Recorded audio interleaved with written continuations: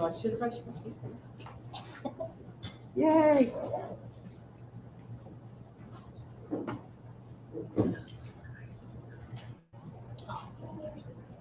Jose.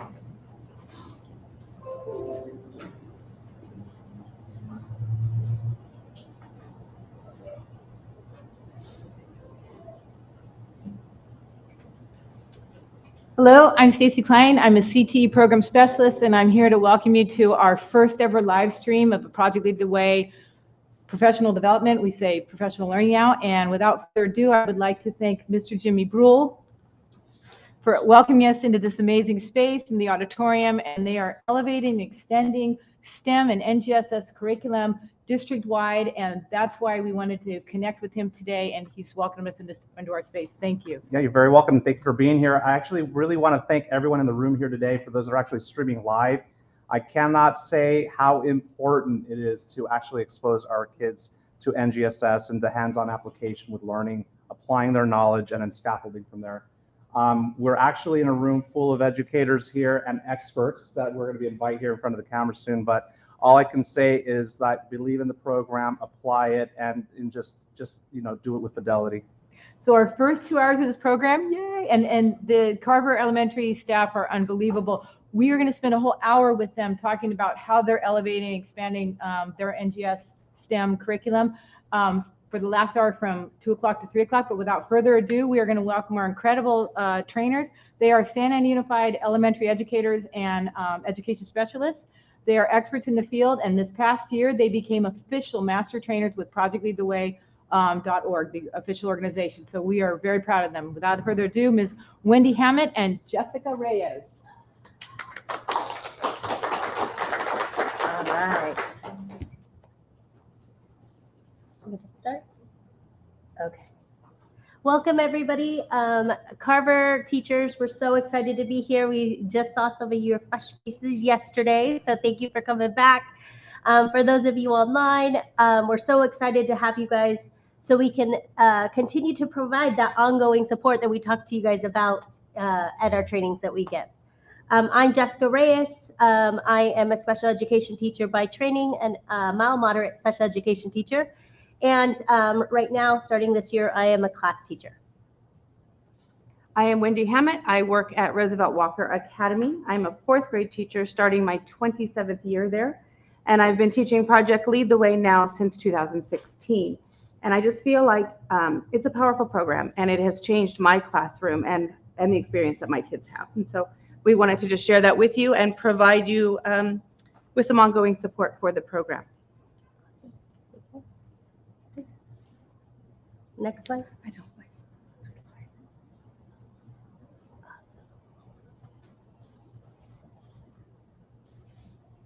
I'm going to be controlling it, right? Or are you controlling? Okay, cool. Okay, cool. So one of the things, I personally am not very comfortable with social media. I don't even have a Facebook. I never have. But one of the things in coming into this position is that I have realized how many amazing things are happening at other school sites that I had no idea about. So one of the things that I want to do, we're asking our kids to get out of their comfort zone and do all this 21st century learning. Well, part of that, whether I like it or not, is social media. So one of the things that I strongly encourage you guys to do, you don't have to do Facebook. You don't even have to do Instagram, although your principals probably want you to. But Twitter is a really nice platform that you could use. And we wanted to start creating a hashtag just for Project Lead the Way Launch, meaning just the elementary curriculum. So if you guys are doing that, please use that hashtag. Start putting out what your kids are doing. From the TK all the way to the 5th grade in robotics. We would love to see it. And how amazing would that be in such a big district that we're seeing each other's work, okay? If you click on these slides, by the way, on those pictures, that'll take you straight to some of the tweets that Stacy has put out for us. We're really pushing that hashtag SAUSD PLTW Launch hashtag, so please use that because that lets Wendy and Jessica see how their impact is, but they're both clickable. Awesome. Now today, we always have student objectives. Well, today we have teacher objectives, right? What are we going to be going over today? And today we're going to obviously be navigating mypltw.org, and it's not going to be like in training. Finally, you do not have to worry about the professional development folder and all the grade levels. Today, you're just going to get to focus on your grade level. For those of you who are not trained yet, you're just going to kind of observe some of these things. And when you come to the training, you'll probably pick it up faster because you'll have exposure to it. But one of the main things we're doing is we're reviewing the APB model, right? What every single module is based on, the 3 activities, the project, and the problem. We're going to be talking about those really good teaching practices, teacher as facilitator, a really important part of what we do with the hands-on and the inquiry process. And just reminding you where your courses are, where your modules are going to be, and all that good stuff. We're going to get you set up for first day of school. If you want to start day 1, we're going to show you how to create a username that your students can log into if that's how you're going to start. We're going to talk about organizational ideas for those VEX kits for 3rd through 5th grade, right? We even have a brand new VEX kit that we'll show you. Principals, if you guys are on, get ready after today. Your teachers are going to come to you with requests for things to help organize their VEX kits. We're going to remind you guys about our Google Classroom. Remember, I always say sharing is caring, right? We want to see what you guys are doing. That's the way we grow. It's like that grassroots, right? We have something really special here in Santa Ana. I really feel like we need to start to show it a little more, okay? And that's also where you're going to order the materials, all right? Once you get to activity 3, you'll go ahead and order, fill out the form, and we'll get you those kits. It looks like it's about 2 weeks right now, average, Stacy, once they put in that order form. So we're doing much better with logistics. And then the last thing is, of course, the curriculum alignment. We talked to you guys that came to the training. Project Lead the Way does not just need to be one program in isolation. We're going to talk about how can we make it more interdisciplinary. Are there other standards that we can bring in? Are there other programs that we already have that we can do to enhance that learning, right? We just go back to the learning. It's not an inch deep, it's a mile deep, right? An inch wide. We really want to give those kids as many opportunities to enhance any of the NGSS and standards and engineering curriculum learning opportunities. Okay, go ahead.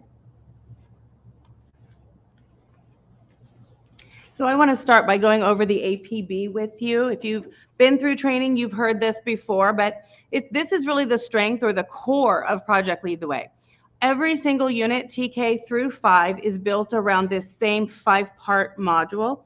And so it means that when you are trained, you're trained for any grade level because you know what the format's going to be. You know, obviously the content is going to be different, but you know you're going to start with those 3 activities at the beginning, and then you're going to move to your project and you're going to move to your problem.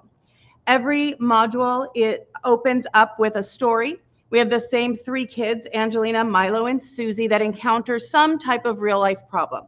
Sometimes they break their arm. Sometimes they need to rescue a tiger.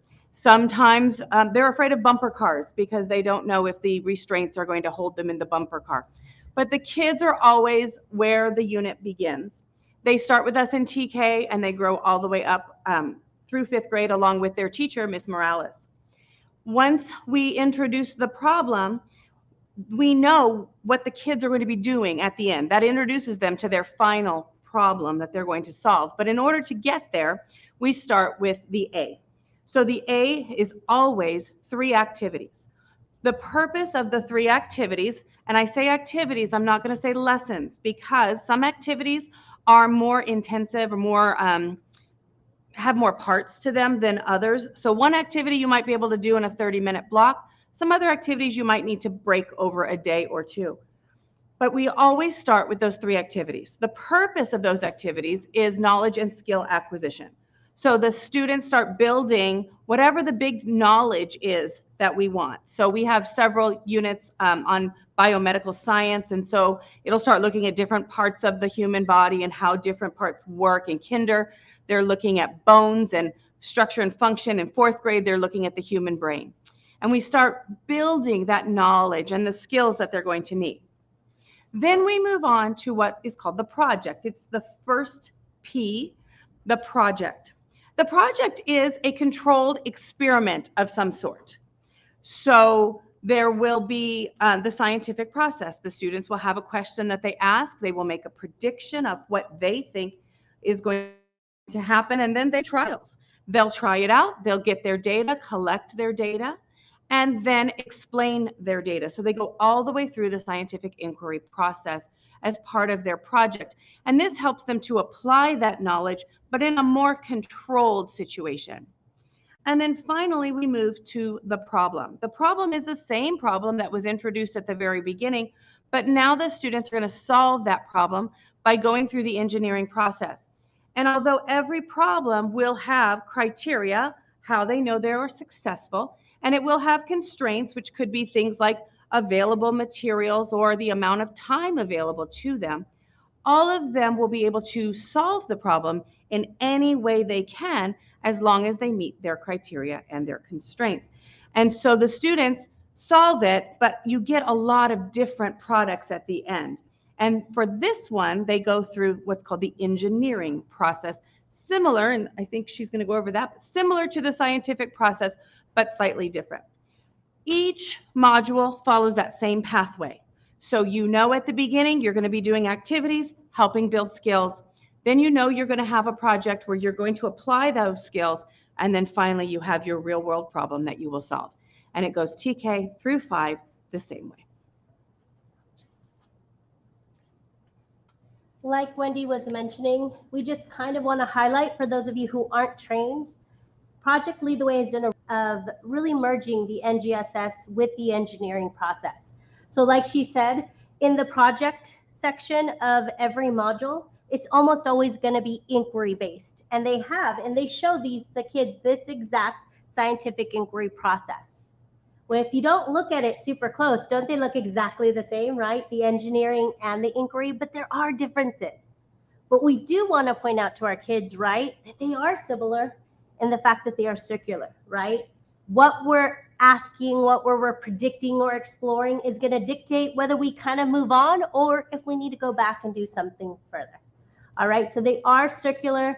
We want these kids to have all of this really rich vocabulary and to really understand that there is a difference, right? And at the end, when they get to do the engineering process, they get to make something, every group gets to make something totally different. And when you think about the curriculum that we have out there, we have lots of curriculum in our district. We have very few that allow each group of students to create something totally different, but still achieve the same solving the problem. And that's really where our kids need to head towards, right? And solving problems.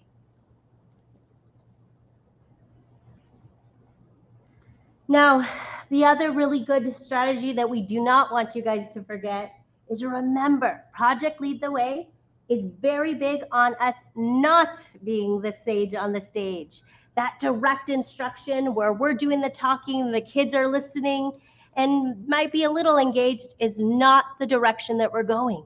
We want the kids to have this stuff hands-on. We want, when they come to us, are we giving them the answers? Y'all better say no, right? You're answering them actually with a question, right?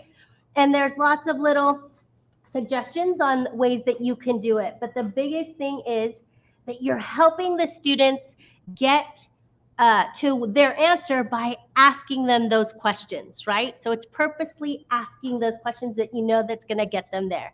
Because once they do finally get there, as Wendy has shared with lots of her students, and the same with mine, it feels so good because it's theirs. It's their learning. For once, they didn't need us. They got there. They didn't know that we were helping them and we were asking certain questions, right? But that's at the end of the day, what we need to do with our students once we get them working together in groups.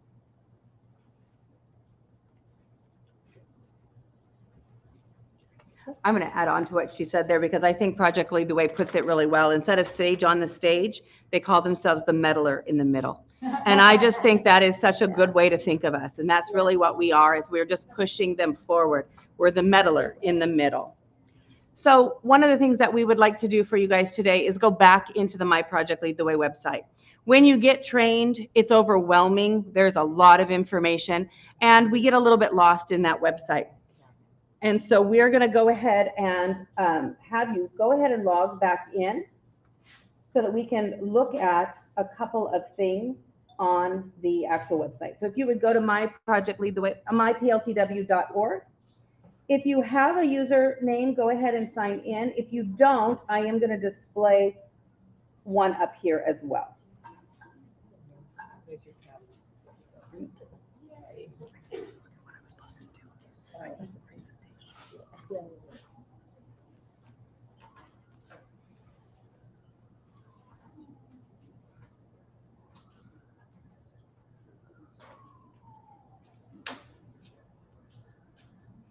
Once you guys are logged in, will you kind of put your hand up to Thumbs let up. us know? Thumbs up. Awesome. Thank you. All right, so we want to talk about, I think most of you are in, and even if you're not trained, these are just some of those nuts and bolt things that you kind of need to know when you do get trained that are not really a part of our training, and which is crazy to me, the basic thing, how do I actually set up a classroom, right? So we want to just talk to you a little bit about that. And so for this one, in order to set up your classroom, is that going to get bigger? Physical limitation, yeah. So I'll mirror it on mine. So you walk us through and I'll mirror it. Oh, I'm just saying it's small. It can make it actually, there. Make it, That's all I need. Mine, come over to my machine, so it'll be full screen. I'll log out. but it's full screen now. It's full screen now. That's because it's in mine. You gotta be on this machine. That's our only limitation. Okay. Are they going to hear her talk though? You have to log in, and There then you go. I'll be your You tell helper. me. There you go. Good. You talk to You them. gotta pivot there, my dear.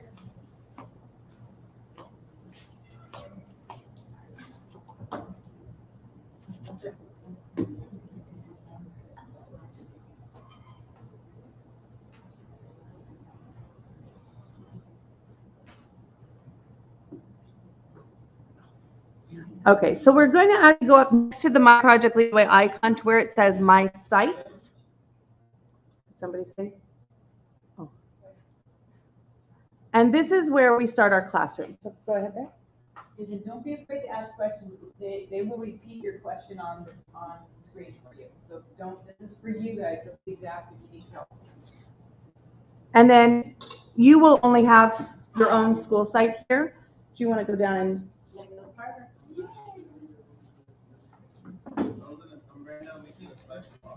once we're here at Carver, you can see we have a nice big blue button there, Create New Classroom, and we're going to click that.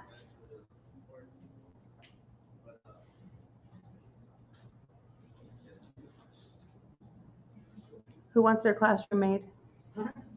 Oh, Jessica's going to make one for you here. All right, so Jessica is our teacher. These start and stop dates don't matter unless you're creating them for future years. Just leave them at the default. You will, however, have to choose a course. That's your grade level. Now, don't worry if you're a multiple grade level classroom because you have access to everything, but Project Lead the Way just likes you to choose one. So I'm 4th grade, so we'll choose 4th.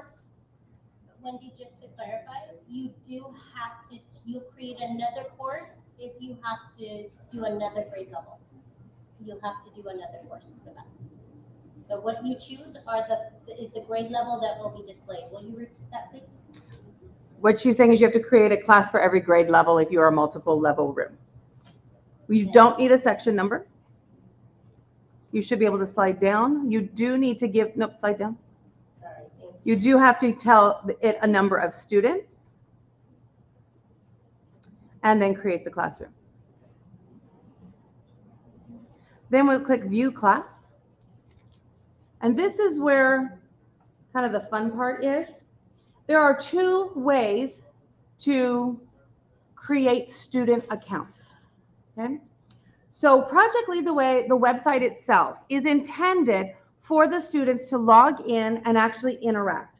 There are interactive presentations in there where they have drag and drop and different things that they do to manipulate. Also, Project Lead the Way is student-led. So the assumption is that the students have their Chromebooks open, are logged in, and are following through the procedures themselves. However, that being said, there is no actual record keeping in Project Lead the Way. They don't take a quiz in there. They don't answer questions in there. So there are two ways you can set up your students. You can use a CSV file. How many of you have done CSV files?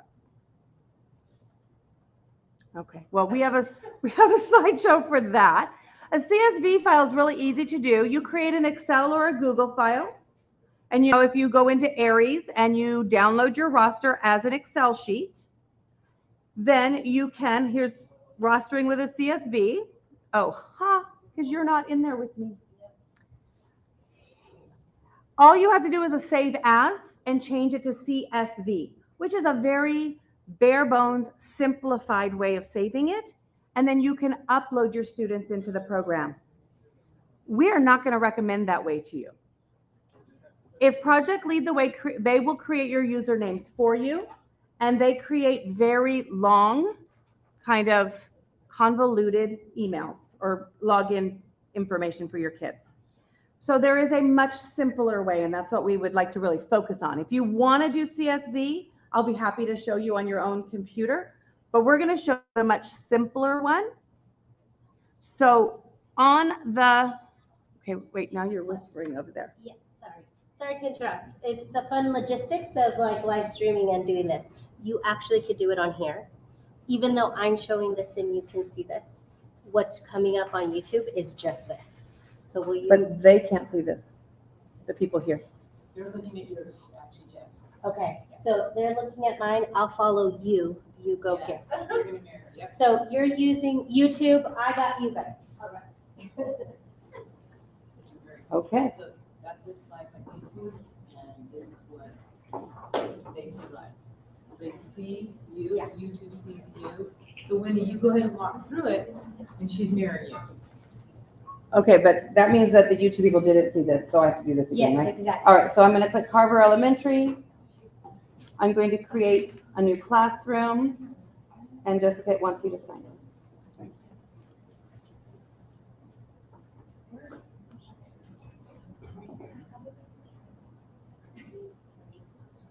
So those of you who missed it, you're going to get to see it again. How do we get to build a roster?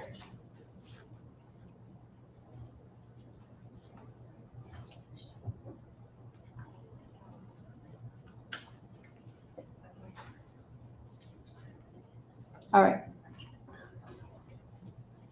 Again, we're going to my sites. I'm going to select Carver, and I'm going to hit the blue button, Create New Classroom. I'm going to choose Jessica again. I'm going to choose 4th grade. Of course, you would customize this to you.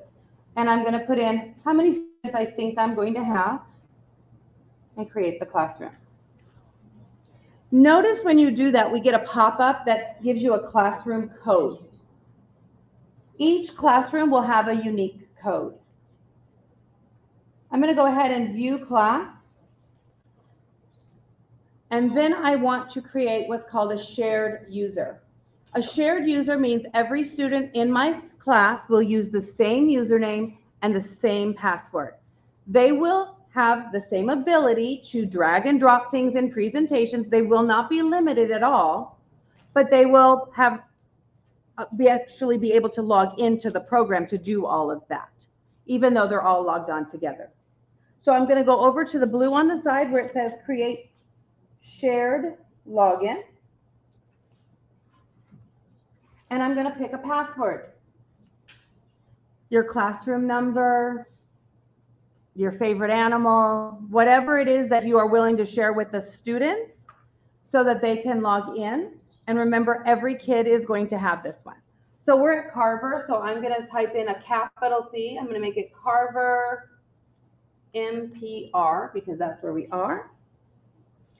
And then I need to add at least one number, so I'll give it the number 1. Click OK. And now it gives us the username. So every student now would log in to this class using RBM 373 and Carver MPR1 as their password. Okay. That gets them into the student portal. That allows them to do all of the drag and drop, all of the interactive pieces. Anything that you want them to do as far as writing or sketching is not done in the program anyway. It's done in their science notebooks. And if there are questions that you want them to answer, you can do those in their science notebooks, or you could even assign them someplace like Google Classroom. But this gives them access to all of their procedures, all of their skill building activities, all of their videos with that simple one login. Was there a question? Thumbs up if you made your class. Okay, almost. All right. By the way, if you click done and you end up not writing down your password, it will still show or on your shared login. So if you go to your class, you're in notifications. But if you go to your class, so go back to Carver, and here's your class. So she has her class here, and she should be able to see her shared login. I don't know what you did. It shouldn't be. It should be right at the top.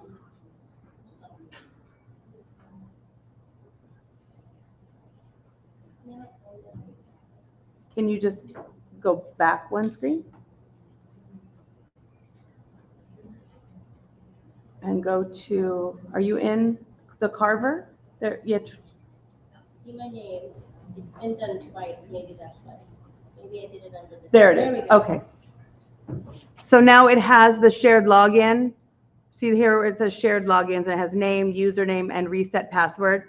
So her username for everyone in the class is listed there. It doesn't show the password. It just allows you to reset it. So you will want to write that down or make sure you do something that you're comfortable remembering.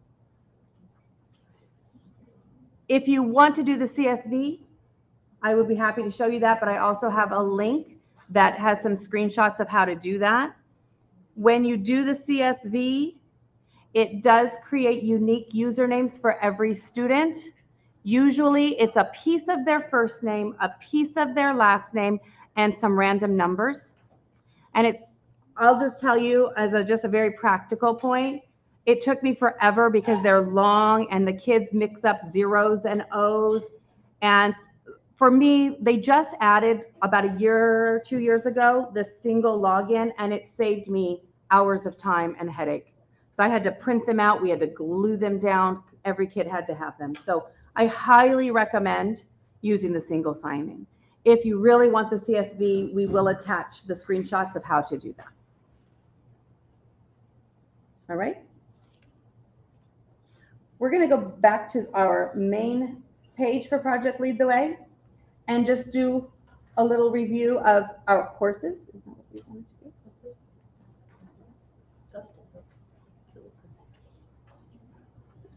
Courses.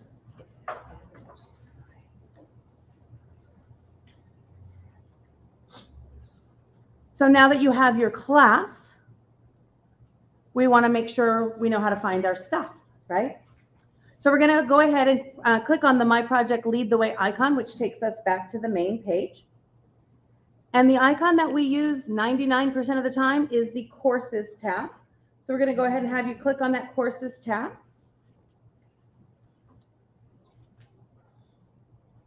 For those of you that have trained for the first time ever, we're not going to ask you to stop at that blue folder.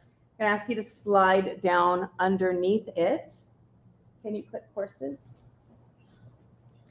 How many of you see every single grade level under the sun in your Courses tab right now? Okay, so we want to talk to you about the starring feature.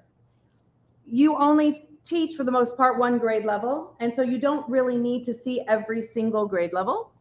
And so we have that little star there, and that's a sorting feature that we highly recommend you use. So let's say that we teach first grade because they're at the top. And so Jessica would go down and she would find all of her first grade teachers editions only. You don't want to star your student editions. It's not necessary. So you would click on all of the teacher, either in English or Spanish. Remember that the teacher is always white, the student is always green, and we have both in English and in Spanish. So she's going through there. I just realized I'm doing nothing for the people online. There you go. My apologies. I like technology, but this is not my jam here. Once I have clicked those stars, all I need to do is click the star at the top. Click the star at the top. And all the other ones will go away, and all I will see are the ones that I have clicked. Okay, so I can do that and just have my grade level here. By the way, because your students are using a single sign-in, you log in as a student, click the student versions for them, or just the one that you're going to teach, click that star, and then when they log in, it's automatically starred and they only see the module you want them to see. Could they unclick it? Yes, you have 20 to 30 students in there, and remember it's a single sign-in. So somebody could go in there and remove the star. You may have to check it every once in a while, but it really does make it simple. If you go into the student, you have to log in with that username, click what you want to click, put on the star feature, and sort out everything else, because it's really hard for the kids to sort through all of those different folders. We're going to actually open up, and again, I'm going to just stick with first grade, so I'm going to open up animal adaptations. I keep changing screens up there. So Wendy, we figured out this is very, very, very high tech and cool. So YouTube is seeing you. The Carver folks are seeing Jess. So you guys are in tandem. So if you want to know what the world is seeing, look at yours. Look at yours. And if you want to see what the room is seeing, look up there. So that helps you orient. All right. Well, I'm going to go ahead and open up the teacher's guide for animal adaptations. And I just want to give you a reminder about the different parts to the teacher's guide. So I'm going to open up the side. She has it up there, but I'm going to open it up on this screen too. We have our side table of contents here. And when you're preparing, you're getting ready to teach the module, it's your first time. I want to remind you, of course, we have our curriculum framework and standards. Project Lead the Way is NGSS aligned. But really, for us, the most important one on that first day is that next tab, professional development.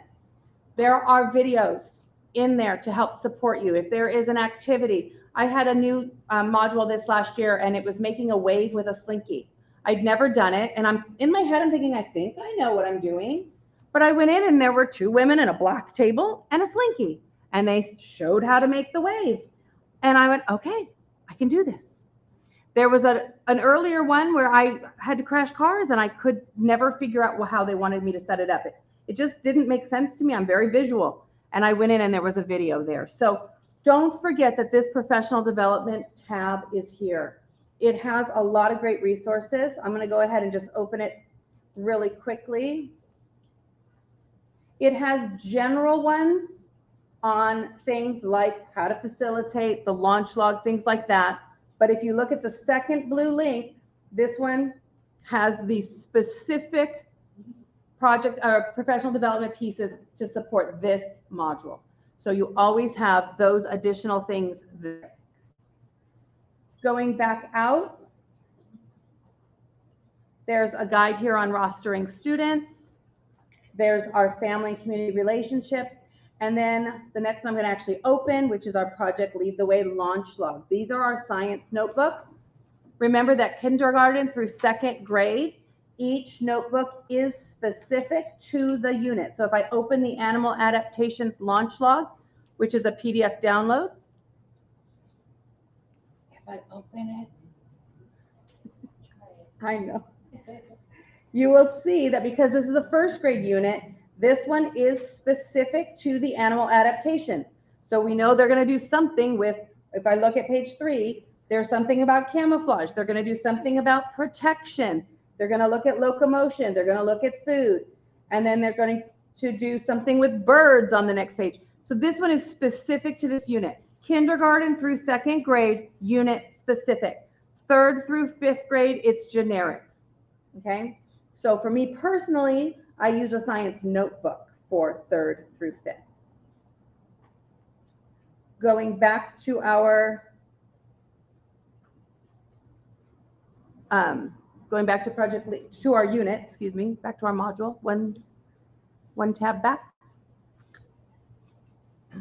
I want to point out the additional instructional resources, which is almost to the bottom on the black bar. This is a curated list of additional resources that you could use to expand this unit into other areas or to provide additional resources. So books, videos, many of which are found on YouTube or places like that. You can go here and find for each one. So activity 1, there's some habitat books that are recommended. So you don't have to start Googling, okay, I need books about habitats. They've given you a curated list. It starts with books, and then towards the bottom, it even has some other types of things, videos. I know some of the kinder ones have songs in them, historical connections, so that, and the links are included. So you can really build into other parts of your day, you know, things and learning that will support what you're doing here with your project Lead the Way. Go back out.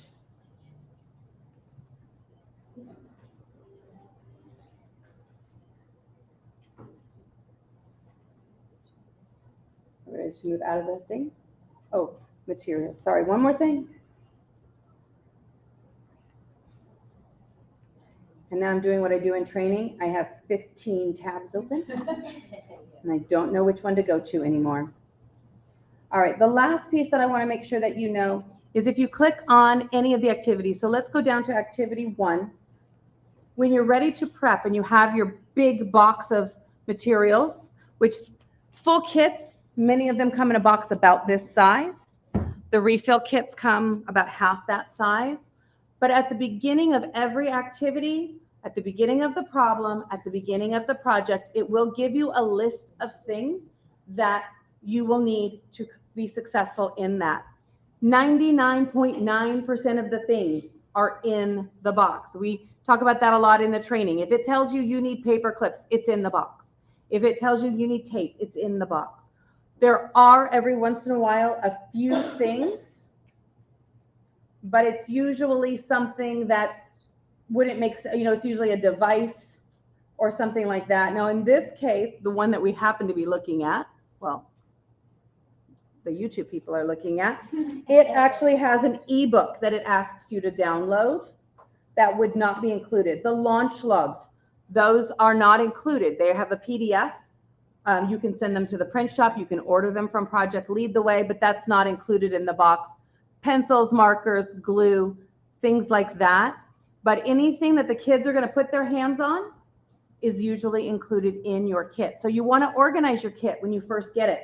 Maybe grab some Ziploc bags and say, okay, here's what I need for activity 1, activity 2, so that you're ready to just grab and go. Okay.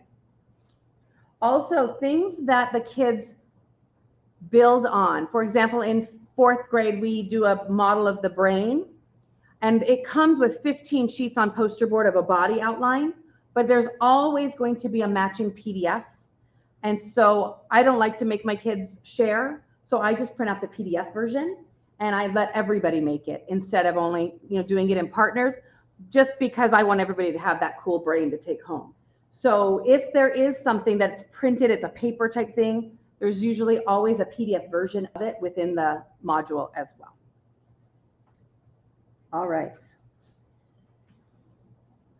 So that's just a quick reminder of some of the parts of the module. And now we're ready to talk VEX kits. Oh, no, we're not. We are, but really quick, we kind of have thrown a lot at you right now.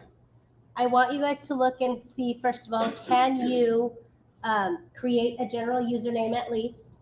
And in the actual presentation, if you click on the links, we have separate presentations that it gives you screenshots and walks you through it. You just need to give us access to yours. So we'll be good. We're going to get that. All right. I want you to go ahead and do that. And I also want, oh, okay. I also want you to go look at your course, look at your modules. We're going to give you about 5 minutes to kind of play. If you guys have any questions, we'll come and help and support you guys. We can run on the chat, or I'll run the chat and you can support here. We'll figure that out for you guys at home. But let's give you guys like 5 minutes to digest like the 500 things that we threw at you. Sound good?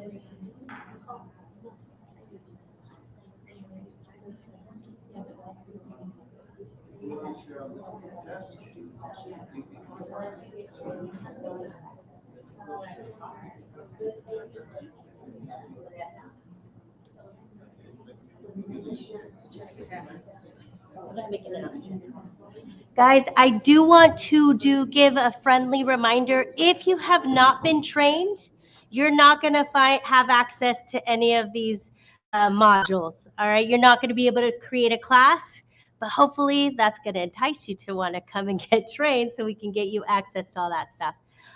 So if you don't, maybe you can find somebody who does have access and just kind of look at the different pieces.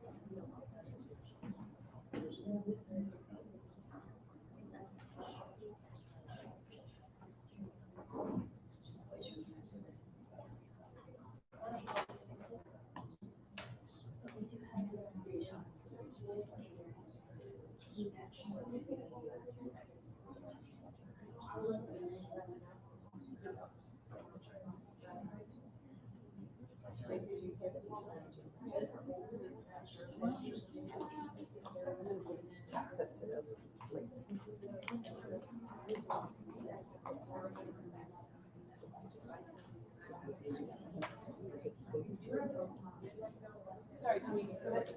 And I muted the mic for any of you guys that should, we still don't, never take anything for granted.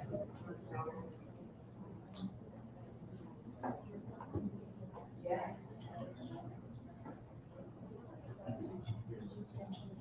When you get to that point, you'll be so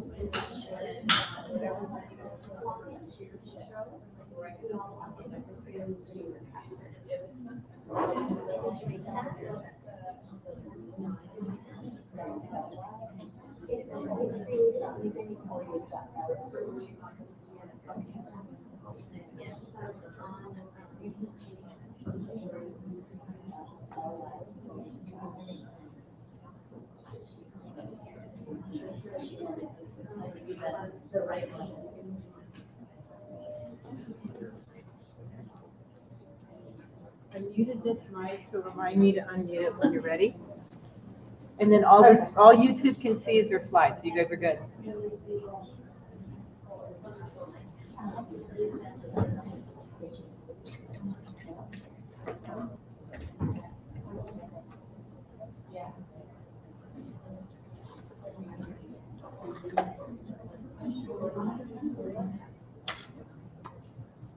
Yeah.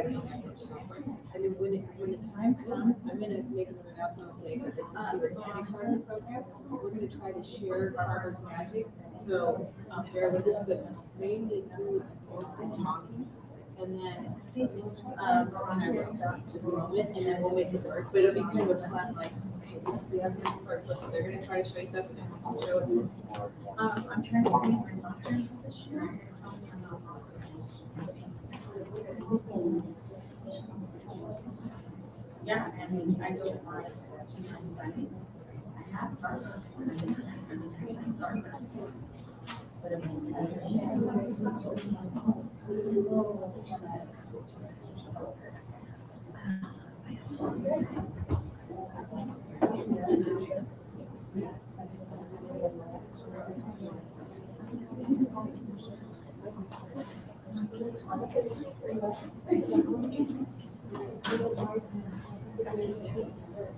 yeah. Oh, is she trying to charge? Yeah, you know, there's no between. Oh.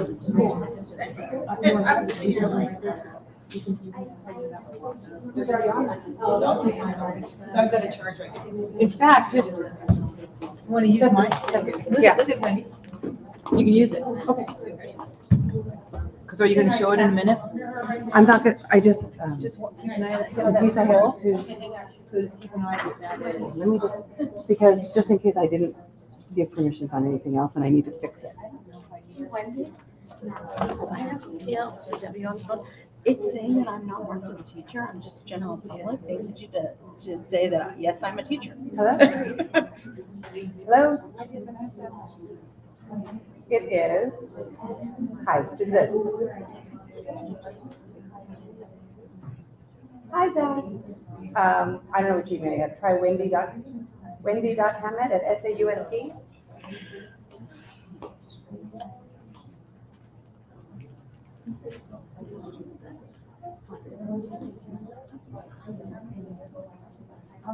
Teacher.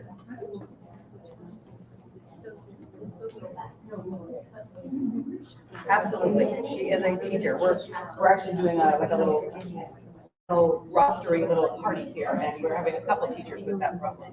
How do they become general users instead of teachers?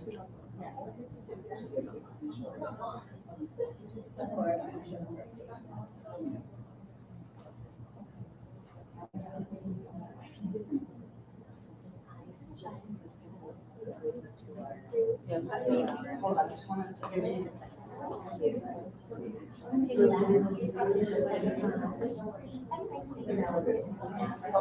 The other one, we're already solved, so I think we're good.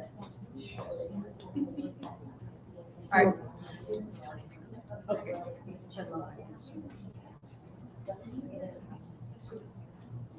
Perfect, thank you so much.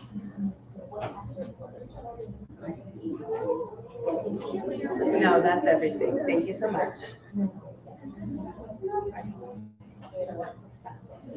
You too. Bye. Live on YouTube. Live on YouTube. So, Wendy, this is what YouTube looks like. I made that the full screen right there. Oh, okay. You can see that. And then we're charging your computer. Yeah, it's just, it's completely dead, so I wasn't able to open and share the permissions. So I just need like 10 minutes and then I can pull it. Leave it on for at least, what time is it? Time work. 1:02. All You right. got another hour before Tammy, so you're doing great. Yeah, but well, she's gonna have. And you can skip slides and just say like a brief thing about it, and you don't need a whole hour. You can do it half an hour, 45 minutes, and they're gonna get tired of talking too. And is Jimmy gonna be sad with us if we don't go all the way till 3? Yeah, no. So take as long as you need, and then he can do his. Well, no, it's just. We haven't done this thing. Oh, you went faster, so we're going too fast. Oh, good, okay. We can let everybody go home. Oh, yeah. Yeah, so. All right. So I can display that. Yes. When you're ready. Okay, so are you guys ready to go live? All right, let me put your mic back on. No, I'm listening. Go for it, go. I can't put this on. Oh, yeah. You can put it So up. your mic was already on. My PLTW? Yep. Does that show up there? They can't read that. You can't. Are we live? You've been live this whole time. Oh, okay. Awesome. So before we get started again, I'm going to do another shout out. If you've been to training, we tell you that the best thing you're ever going to get from us is the Project Lead the Way helpline. And we actually just had some rostering issues here and had Zach from Project Lead the Way solving them. as we were walking around. So I just want to make sure if you do not have this phone number that you have it in your phone.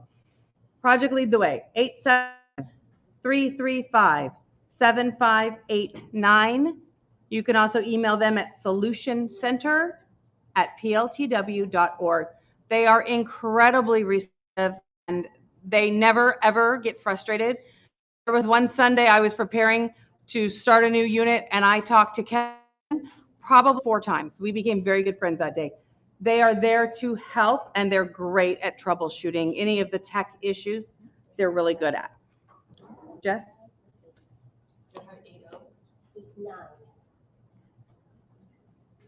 Awesome. All right, guys.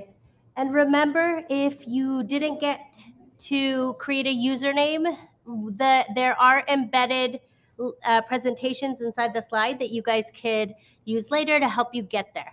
Or come, because another one of the things that we're going to talk about later is our office hours. We're going to have weekly office hours to help and support.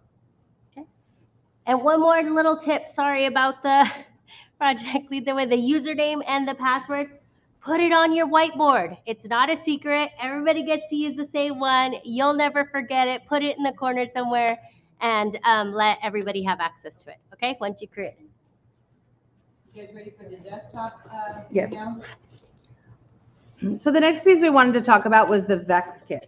So if you've been trained, you know that you get these crazy VEX kits. So your view on YouTube is that what you see right there. Awesome. Okay, now we can see this. Yeah, let's me more than. Good job. Okay, so when you get a VEX kit, it comes in a big box. VEX kits are intended to be used 1 kit for 4 students, and these are used in grades 3 through 5. Okay. The 5th grade kit includes everything in the 4th grade kit, plus some extra pieces because it is a robotics kit. And Jess will talk about that in a minute. One thing to know is that VEX kits are not created by Project Lead the Way, they're created by VEX. So things that you see here on this page are not necessarily something the kids are ever going to actually do through Project Lead the Way. This is a robotics kit from VEX. My personal opinion, the most important thing you will find in this box, which I didn't realize when I first started, is this amazing poster that shows you every piece that is in the kit. So I'm going to hold it up here and then I have to kind of put it down here. The reason why this is so important is when the kids are building, there are a whole lot of pieces that look very, very similar. When I first started doing Project Lead the Way, I didn't have these posters up, and I would always have kids coming up to me, how do I know what this piece is? How do I know what this piece is? And when you get to the upper grades, they use all these angle pieces, and they have to know how many degrees it is. And I can't look at this and know that that's 30 degrees. I don't have my 30 degrees memorized, you know? And so what I love about this is every kit has one. And I put them up around the board, around the walls. I try to have 3 or 4 up whenever they're working. And that way, if they're looking for the 30 degree and they pull out an angle piece, they can come and set it down right on top of the picture, their actual sizes, and they can measure and see exactly which piece they have. So this is invaluable. I recommend laminating it and keeping it up in your room whenever the kids are building. When it comes to organization, I forget they have the top view too. This is how it comes. Really big plastic bag, everything just all grouped together. Okay, so you don't want to start your year ready to build, give these out to kids and say go, and this is what they have. Okay, so think about it, and it's really a personal teacher decision. Think about how you want to organize. You do have trays here that can handle some of the smaller pieces. We are going to be sharing with you some files that were actually shared with us of different labeling techniques. I saw one online a few weeks ago that I thought was brilliant, where the teacher decided exactly what he wanted in each space, and he created a label that said what piece went in there and how many of them. Obviously not for these 150 little connectors, But for some of those bigger pieces, he had it labeled so the kids knew exactly what went where, because you're going to find pieces everywhere. We did a training over at Roosevelt Walker the last 2 days, and yesterday when we were cleaning up, I picked up 2 Vex pieces off the floor after all the teachers had left. And they had all assured me that they had checked. And I have 2 pieces now. So this way the kids know exactly what goes where and how many pieces. So I think those label systems are amazing, and that's something I'm going to add in to my organization. I also am a big fan for the bigger pieces in the bottom of Ziploc bags. I have learned over the years that the zipper is way better than the little press and seal. They just don't do well with those. Gallons and quarts are what I use the most, and I go to Costco and get them in bulk, and they fit really nicely in here. I also have one for when we are doing a build that I think might take more than 1 class period to do, so that they can put their pieces in. The pieces also will fit in general, just depends on if they have loose pieces or not. So organizing your Vex kit is something that you need to think about and consider. And I'm a Ziploc girl, but Jess is not. So she's going to talk to you about hers.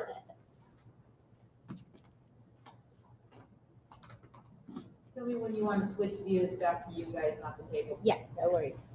I do use Ziploc bags, but some of the things that I for sure incorporate is I raid the Dollar Tree. I go and I will get a ruler. I will get 2 Tupperwares, because after you pull out everything, what you're going to realize after you empty out all of these things, there's actually some empty space underneath to put stuff. So I make sure that I have access. See how it, That's actually a little thing there too. You have to flip the tray to stay up tall. If you don't want it to be at the top, you flip it the other way and it'll sink down as far as it can. now I'm going to show you, try to give you a side angle. You guys can see how there's a lot of space underneath there? Not everything's going to fit on the top. So for you guys, can they see it? There's space. Okay. That's where I put the big chunky things. And I like to use Tupperware with lids from the Dollar Tree, and they tend to fit nicely. You have to, like the ones that I normally use, and I do have a presentation. They were out of those, of course, when I need them. But I was able to get these 2 and see how I wasn't sure if it was going to fit. So these 2 didn't fit. The other one actually that is this size in terms of cups, was really narrow. They didn't have any of those. So I was hoping it would fit. That's okay. I could go back and get them at another Dollar Tree or whatever, because you know how they're all different. But I put the big chunks, and I'm going to show you guys. We can switch it now. I have a presentation where you can see how I did it in my actual classroom.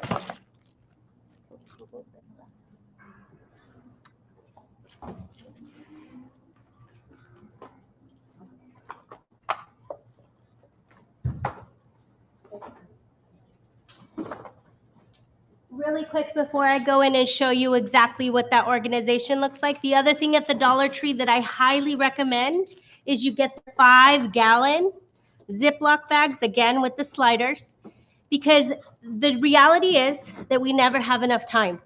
And the kids are going to be building, and they're going to be into it, and they're going to be mad at you when you tell them to stop, right?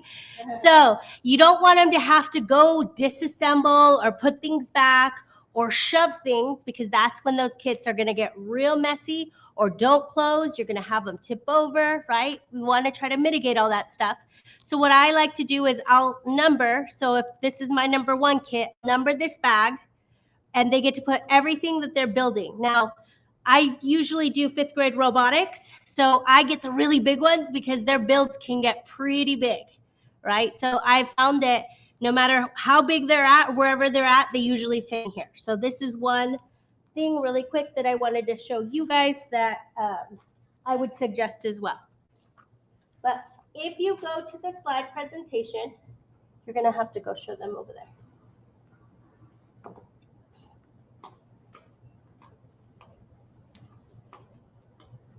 This is specifically for a 5th grade Vex kit.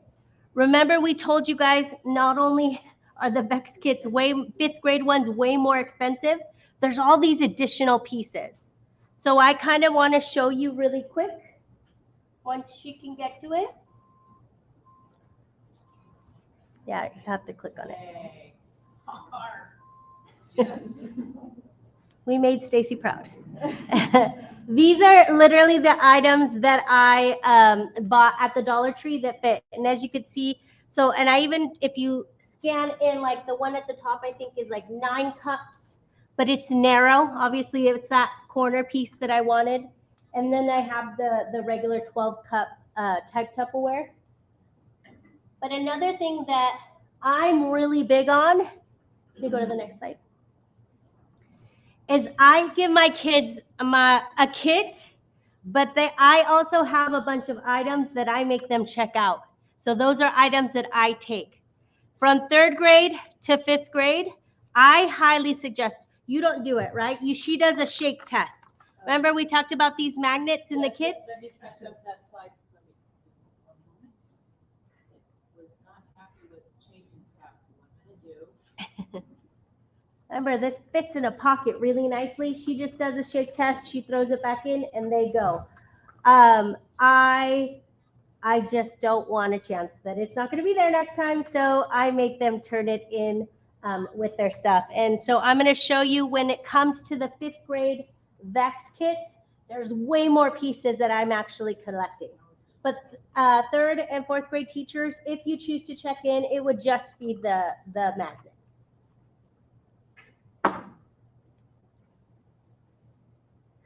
Awesome. Now, stay there. That's the first slide, and at the TV world did not see Yeah, that's what we got, what I rated the Dollar Tree with. And then, like I said, these items are what I check out. And I'm going to give you another shot. Go to the next slide. This is what are in those checkout items. It's going to be kind of a square box. And as you can see, you have the brain, you have some, actually those little slim cartridges are actually the different sensors. You're going to have lots of different sensors. You're going to have a controller.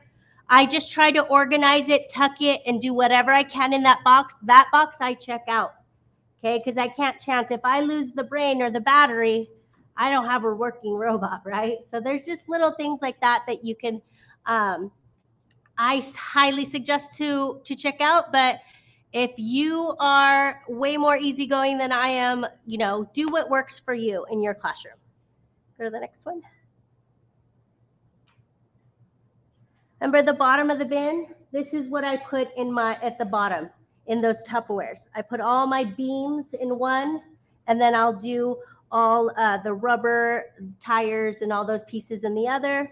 This little 9-inch organizer, I had a colleague who does robotics, and he said, hey, I have a bunch of extra. They're really thin, they're little pieces. And I thought, oh, they could put all their pieces in there. So instead of the Ziploc bag, I gave them that to put their pieces, but I still gave them the Ziploc bag for when they started building. So I kind of did both because it was a freebie. We love free things as teachers. Go to the next one. And this is kind of how it would look at the bottom of the bin.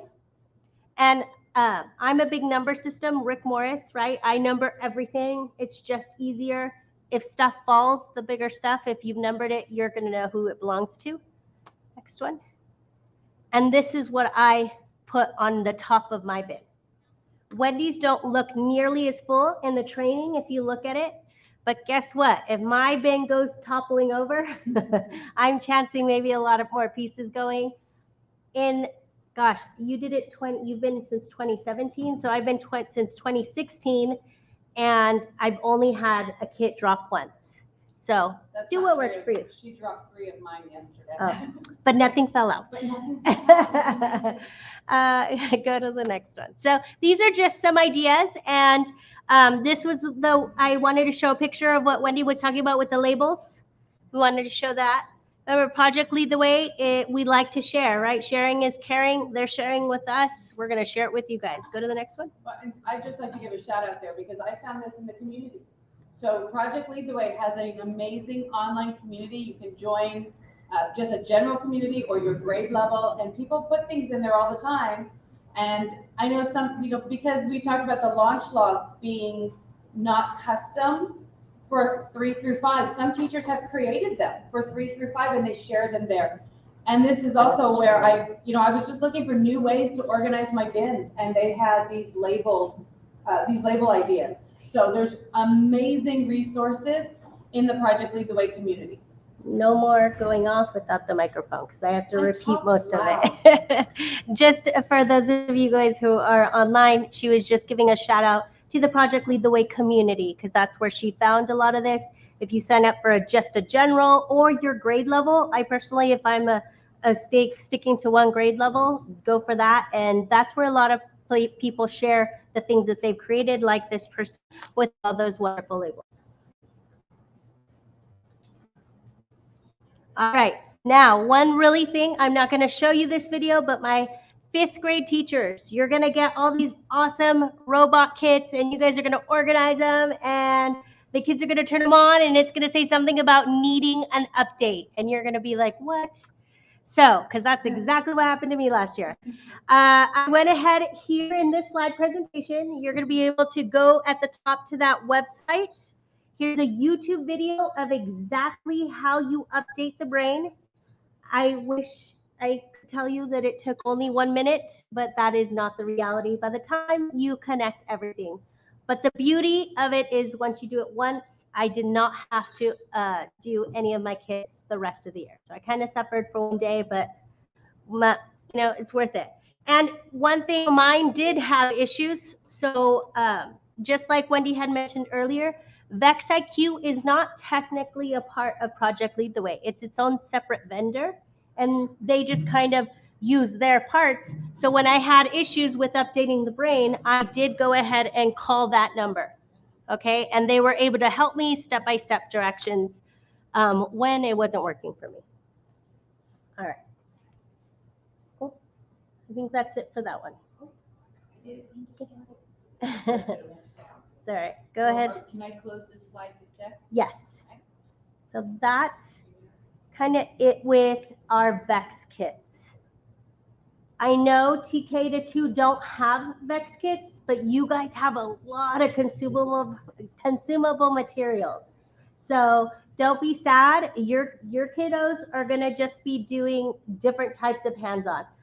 If you guys remember from the training, a lot for 3rd to 5th, it's a lot of fine motor stuff, right? With those pins and all those things. So that's really why they're not for any of the younger grades.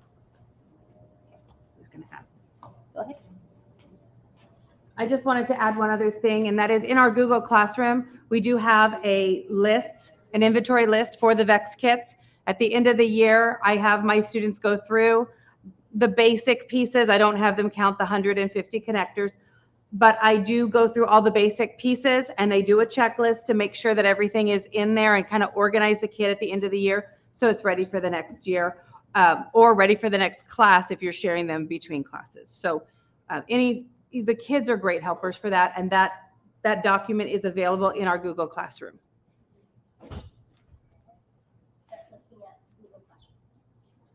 Speaking of Google Classroom, am I controlling it or are you? You for YouTube.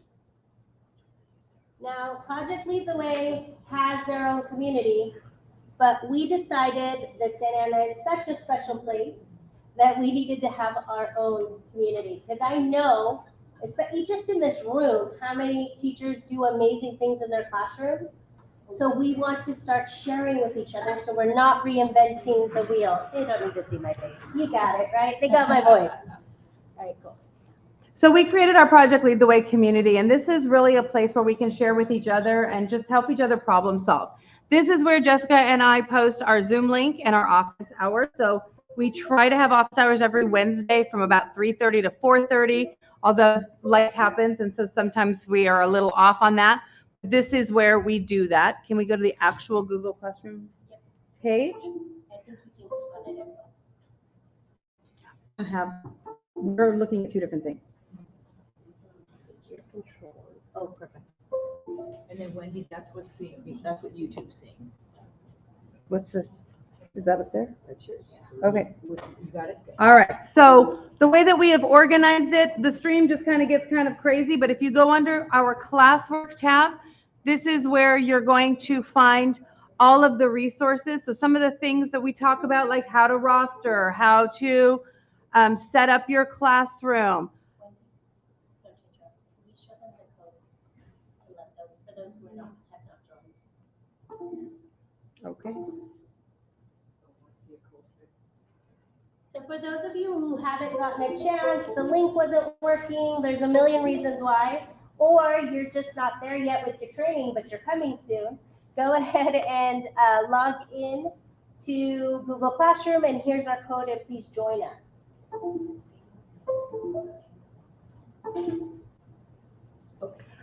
Google has done some updating recently, so the waffle is not what it used to be.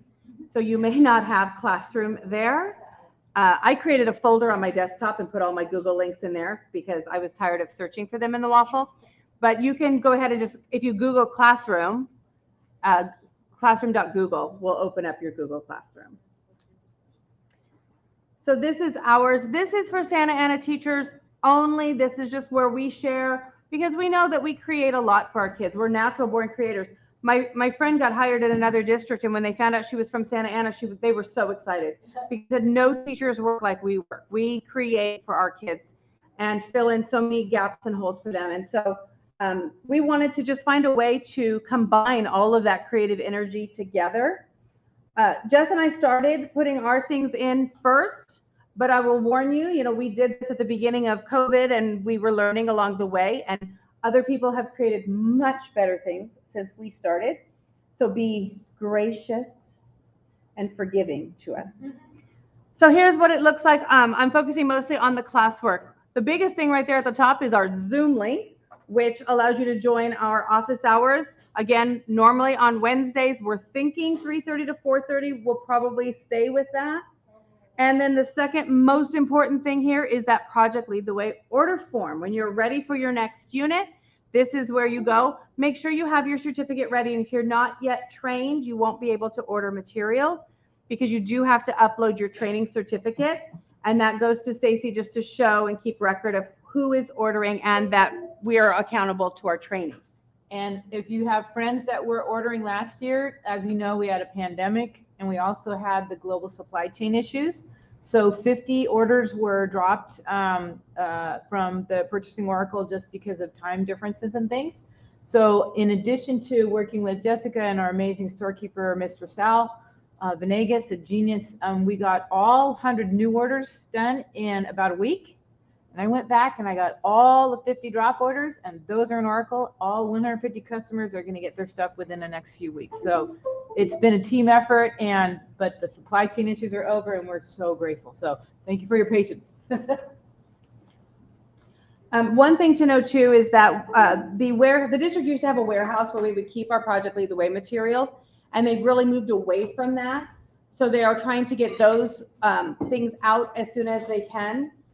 And you always want to double check to see if when you get your kit, because if your kit was purchased last year, there might be some changes to some of the materials. So always make sure that when you open your kit, go through your list and just make sure you're not missing anything, because some of the newer kits, specifically, we were looking yesterday at a 3rd grade kit, I believe, that has actually, the module has slightly changed and the new kits have a few different pieces in them. So just double check and make sure that you have everything that you need. I'm really big in the training about going, it's in the kit, it's in the kit, it's in the kit. Yeah. But they have been making some changes. And so just double check when you get that kit so you don't come up on, you're ready for day 4 and you're missing an important piece. All right. Also in here, we have some different game examples. We have some things that I use a lot. So we had you look at our Project Lead the Way launch module descriptions and overviews. And Jess is going to click on that for you. These 2 documents are really good for when you're trying to figure out what you want to teach. Okay. So the first document there is just a very short blurb, a summary of each module. My favorite, I really like the APB, the second link, because this one breaks it down again into those 3 activities, the project and the problem. So I come here, I click on, we'll do the first one here. And because I have really bad eyes, we're going to make it bigger. No, I just made it a slideshow. So on this one, we can see that for activity 1, we're exploring living and non-living things. And then it tells me there's a little thing there of what the kids are going to do in that activity. Activity 2, we're going to look at non-living things and a little paragraph of what they're going to do. So this one really helps me when I'm deciding what I want to order, because one general paragraph about we're going to investigate living and non-living things doesn't really tell me what the unit is about. And I'm not sure when it's my first time teaching it, if that's what I want to do or not. So this document is really, really helpful when you're saying, okay, is this something that I think would interest my kids and I would like to jump right into, or maybe that's a better for the end of the year project and I'm going to do a different one now. So this document is always available in our Google Classroom. Also, if you go through, we have some accessibility resources. We have some general resources. We have some VEX Kit resources. I believe the VEX Kit there has the document that has the list of everything that's in there, and then some of the pictures and ideas of ways that you can organize those VEX Kits. Project Lead the Way is very big on using rubrics. They provide rubrics for grading all of the final projects. And then Jessica's also included a link for a rubric template website. We have some quick guides just to help you navigate. The Project Lead the Way website can get a little hard. We have our launch logs here, lots of extra supports. And then if you go down, you'll also find resources that are grade level specific. So I teach 4th grade, and one of my favorite modules is the brain module, but they had things that didn't work for me when I was teaching virtually. And so I found some alternate activities that I actually really liked. For example, the kit comes with a memory game, you know, the old-fashioned memory card game. So I took that and put it into a center for my kids, but then I also found a digital version, and so we could play online. So last year I had kids rooming and Zooming, and so I would have a kid in class playing memory with a kid at home, and it allowed them to still be connected in. And honestly, I kind of like the digital one better because there was more variety to it, and they could pick how many cards they wanted. It just gave me a lot more features. There's also a wonderful game in here that, again, it's a brain game where you have to read color words. I don't know if you guys have ever seen that game, but you have to read color words, but you have to say the color of the ink, not the color word. So the word will be blue, but it's written in green ink, and you have to say green.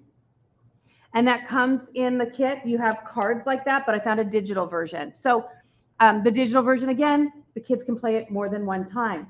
So as we make these resources, as you make these resources, we want to put them in a place where we can all benefit from that. So I've added some of those 4th grade, Jess has added some other ones. And then we've had teachers that have gone to training, tried things out, created things, and we put it in here so that if you want to try it a little bit different, if you want to do a digital version of something, we're trying to provide as much access as we can there. But this is not the Jessica and Wendy show. This is the Santa Ana book repository for what we are creating as a group. We're both full-time teachers, and we do what we can do in our classroom, but I'm not a kindergarten expert. But I know that there are kindergarten experts in our group that are amazingly creative. And so please share those items with us so that we can put them in here. We would really like to see this grow and become a really strong resource for us here in Santa Ana. Yeah. Really quick, I just want to point out a couple things over here under, when we ask you to share, not only do we want you to tweet and add us to, you know, with the hashtag and add us, tag us in it, but there's a folder in here. It says photos and or videos of what you're doing in the classroom. And if you click on it, you're going to see every grade level from TK all the way to 5th grade. And like this one, I want to say Miss Pache from Muir shared a picture of one of her babies. With photo releases, of course. Yes, please. 3rd grade, Jesus Silva from Monroe. He's done 2 videos about the things he's done with his kids. Jesus actually has also shared launch logs with you. I haven't uploaded them yet. Sorry, Jesus. But I am going to be adding those for 3rd grade. But you guys, this is what this Google Classroom is supposed to be about. Share with us what you guys are doing. Drop it in there. Open a Google Doc. But I had added. Jess, really quick, what do you want me to show for the Carver audience? Same thing. Same How thing. do I get on that? Sorry, I got you. For me, when I did it as a 6th grade teacher, but I did a 5th grade module, which is totally okay. I did it as a club after school because the kids were on pandemic. They did 5th grade on pandemic, so they had no access to robotics. My partner at MacArthur, Mr. Papke, does the real robotics, I like to say. So I did a beginner's program, and I ran a club. And all I did was, can you click on the 5th grade? Opened up a doc, and I dropped all the pictures here of all the things that they did. Or you can, like what Jesus did, create a video. You're going to have to show it off anyways, right? So feel free to do whatever works with you for you guys, but show us what your kids are doing. It's pretty amazing.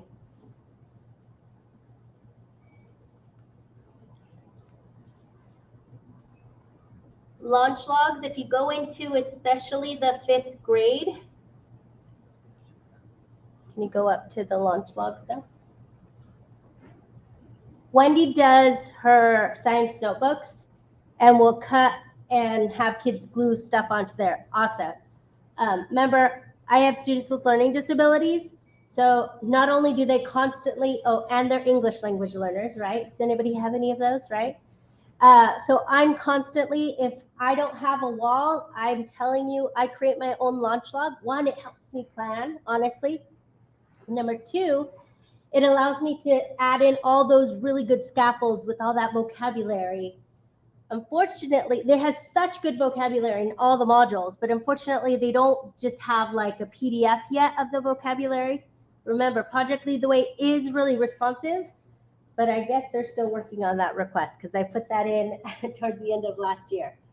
But if you go, I only teach English, so my dual schools, please, if you have anything in Spanish and you've shared, please do it. I know in 5th grade, I'm going to go there because I know that's where mine are. 3rd through 5th.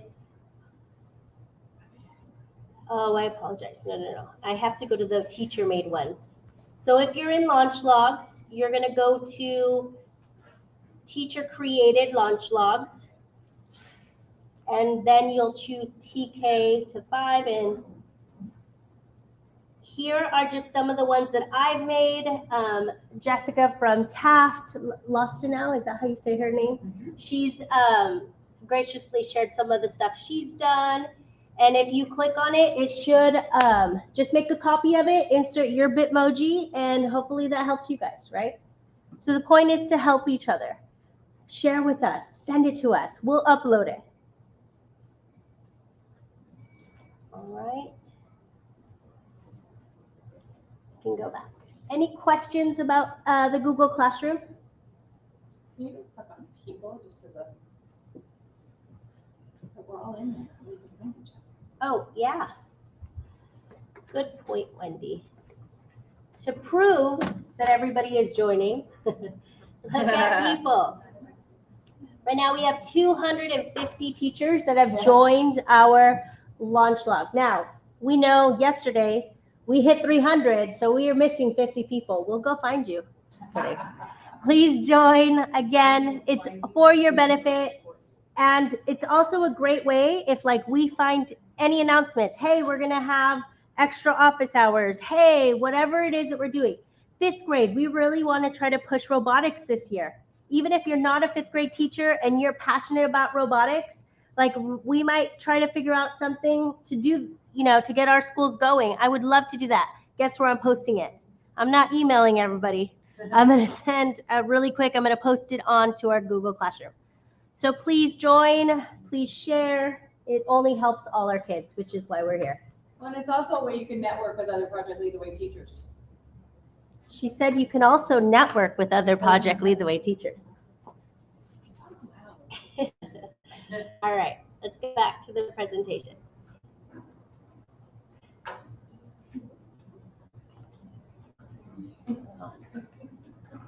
All right, here we go.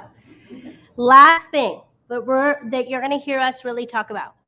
So we've really, as we've gone through the trainings, we really taught you guys about the philosophy, right? We told you guys about all those really good teaching strategies. But the truth is that we're expert. I can't even say I'm an expert. As special education teachers, we just get good at certain parts of like a bunch of grade levels, right? Because it's just impossible to master every single standard in every single grade that we often service. If you're a classroom teacher, you're usually, unless you're in a combo, it's really one grade level. And the truth is, like we told you when we were training you, there's so much curriculum alignment that we could totally do with Project Lead the Way, depending on the modules that you're doing. Gosh, I did a 5th grade water science one. There's so many things. There's actually a water unit in Benchmark, right, for 5th grade that you could totally align it with. So actually, we're going to do a little activity. I want you guys to all click on the Jamboard that's here. Click on the little J. And it's going to take you to the Jamboard that I want you guys to work on. You guys are the experts in your classroom. You guys are going to know way more about every single program that is in your grade level. So instead of coming here and pretending that, yes, I know all the programs and I'm going to sift through everything, I'm going to propose that you all go to your grade level. So you're going to find your grade level. Does anybody need the bit.ly again to get the slides, or do you all have that? bit.ly, okay. I'll send it to you. There you go. Oh, yeah. Can you show them? Do you see it in the corner? It's just bit.ly/SA, all lowercase, SAUSD, PLTW Launch. Can you click on the little Jamboard after? All right. If anybody needs help, I'll walk over. Now, what you're going to do here is you're going to go to your specific grade level. Now, if you are a special education teacher, if you're a future coach, if you're a class coach, I want you to go choose one grade level that you're most comfortable with, that you know their English, obviously, whatever benchmark that you're familiar with, whatever you've done with your social studies standards, wherever you have the most knowledge in terms of programs. And what we're going to do is you're going to go to your grade level, and I want you to think about a module. So you're going to actually be going back into the courses and think about the module that you want to do. And remember, you can get those module overviews in the Project Lead the Way Launch Classroom under PLTW Launch Module Description. So you would click on that, go to your grade level, and choose one module that you would love to do. Then I want you to go ahead and go back to the Jamboard. So I'm going to go to 4th grade because I added. And what I'm going to do is you're going to open up a sticky note. I'm going to open up the one that I made. Can you open up the click on the sticky note? And I know one thing that I can do for the computer science module is that I could do a Grace Hopper read aloud that we talked to you guys about at our training. Right? And I'm going to add that link because whoever is in 4th grade and doesn't know about it, I absolutely think they should add that to their Project Lead the Way module. Before you even teach it, go tell them about Grace Hopper. And now it's funny, she's actually going to be a part of that. And we're going to, in Project Lead the Way, they do talk about career connections, and you'll actually learn more about her. But she's like our new superhero. So that's the contribution I would make. So that's what I want you guys to do. Even you guys at home, I want you guys to go to your grade level, pick a module that you would like to try. You're going to label that module that you want. So let me go to, for example, let me show you 5th grade. Can you go to 5th grade? And you're going to name that module. So infection, model and simulation, that is a computer coding module for 5th grade. And and then you're going to put the resource.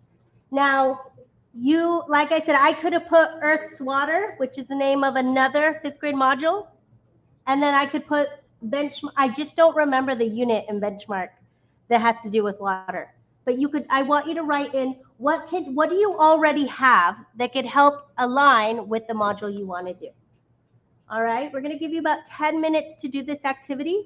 If you guys have any questions in the meantime, we're here. We're going to walk around and help you guys. But you guys are the experts. I want you to start thinking. Project Lead the Way modules are not standalone. They are absolutely can enrich what you're already doing in the classroom.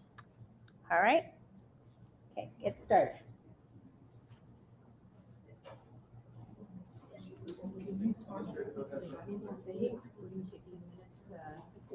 Good. They know that they can hear you. I did. I know. Also, Joy.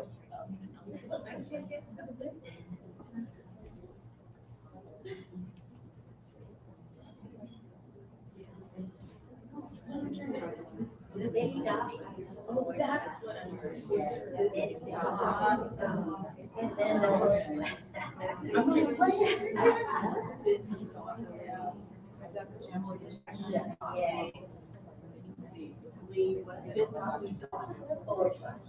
Yes.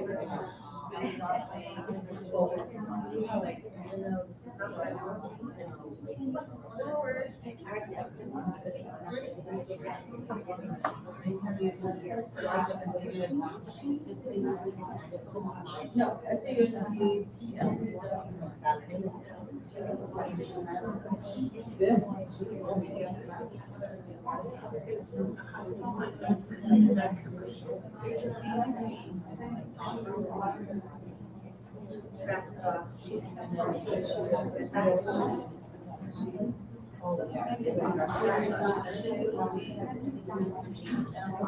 PTLW Launch.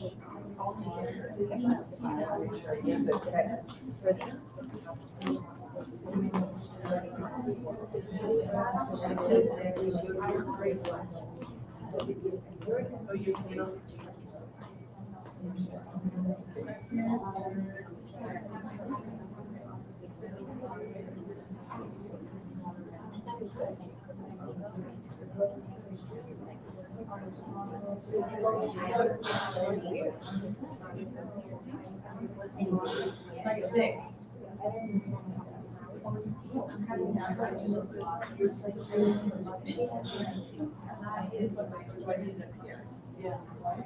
Human insight.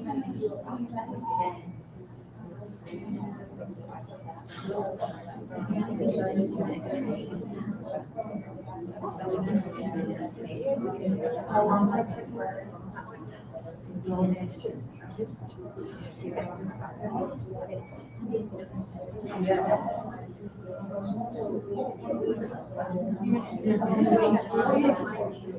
Yeah.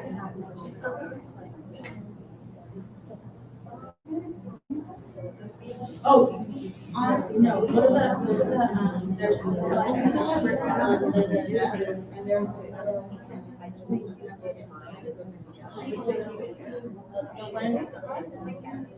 the first one. Curriculum alignment, there's a little blue link. So we can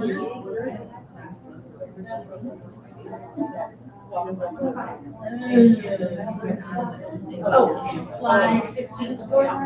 Okay, there's yeah.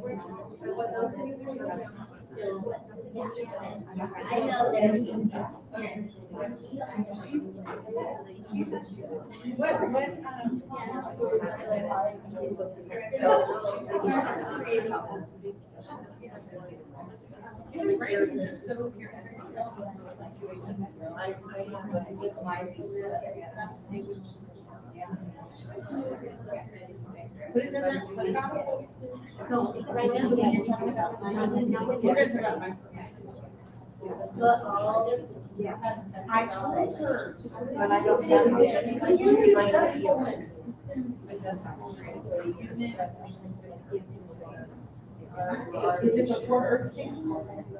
You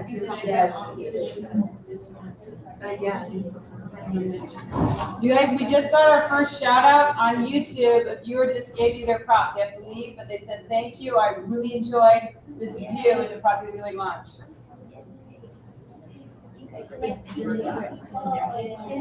So, Jess? Oh, sorry.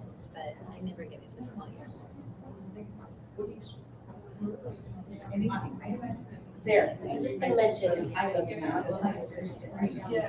Guys, I see a lot of great work happening. We're going to come back together at 2, and we're going to talk about other ways that you can enhance curriculum using Project Lead the Way modules to like extend any extra learning. Okay, so we're going to come back at 2.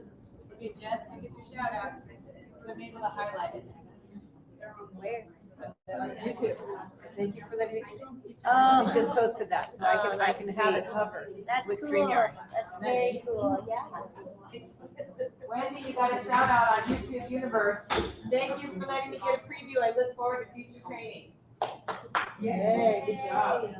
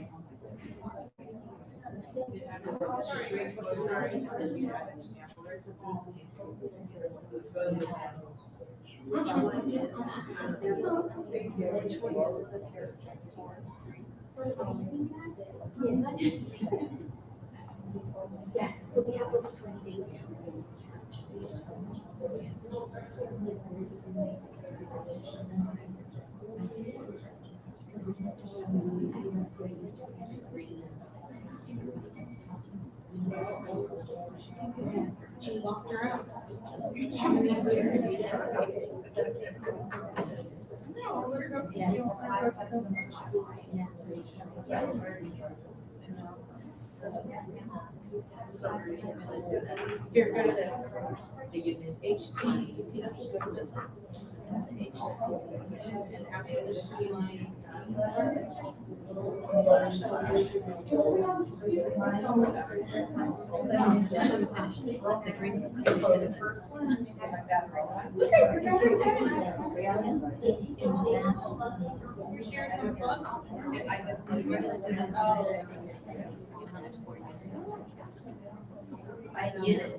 You did it. It's pretty good. Make it bigger. I'm not sure.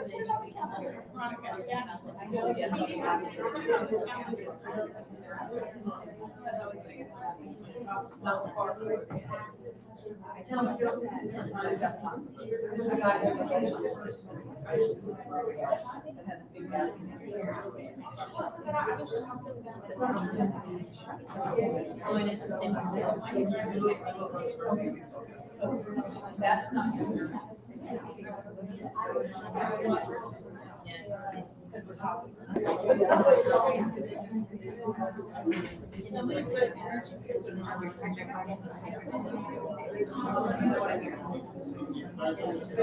on live 10 minutes. Are we still on YouTube or not? We're still live on YouTube. Or people say we'll be live. I mean, you'll be live as well. But then you can just like rest it. The more you want to engage with them, like 10 minutes of conversation.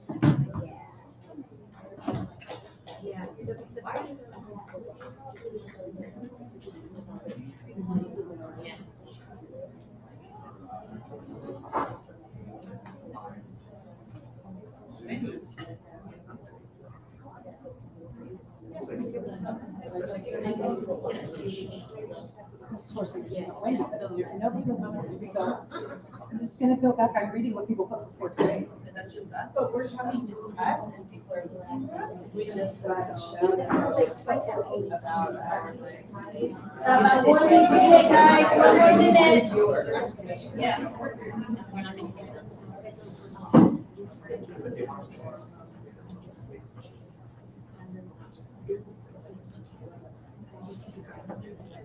Are we gonna link this Jamboard into the Google Classroom so people can see what was suggested? Yeah, I think I'm gonna make it a view only though, or should I keep it open? Other people could. I just didn't want like somebody to accidentally delete something. But A lot of fun doing. yeah. You put like, we can't all read our cover. Yeah. Amazing things.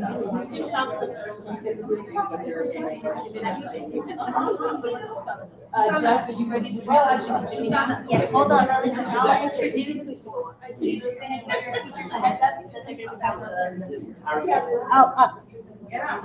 All right, you guys. We're gonna go back to the presentation. I love to see the resources that you guys were talking about. Just having the conversations like, hey, remember what's that name of that unit? Like, is that 3 or 4, right? We're all kind of getting ready again to work with our students. So thank you for that. So that's kind of what you have in the classroom right now.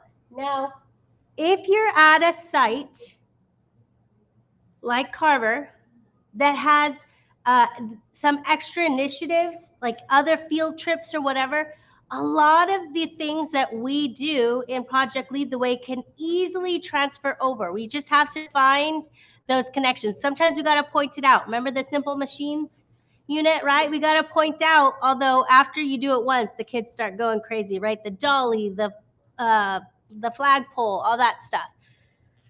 But if you have some really unique opportunities like Carver does, you guys have the Santa Ana Zoo. There's some initiatives.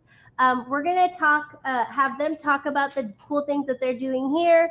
But for all of you guys who are not at Carver, know that you guys could totally incorporate a field trip all around a module, around all the things that you're doing already in the classroom. Again, the more opportunities that we have with the vocabulary, seeing the same thing that they taught in a different way, it just allows them to generalize the information and you get that really good deep learning. But I'm done with that. Jimmy, why don't you guys talk to us about what you guys are doing at Carver?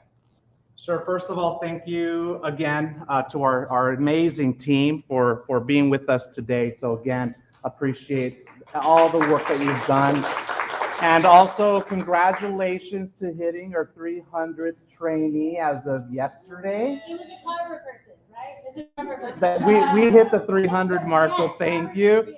But you know what? We haven't hit a tilt yet, so we're still, working to actually get everyone trained up. But one thing I really do want to share with our guests, is that those that are joining us streaming right now online. But this is something that we do want to build.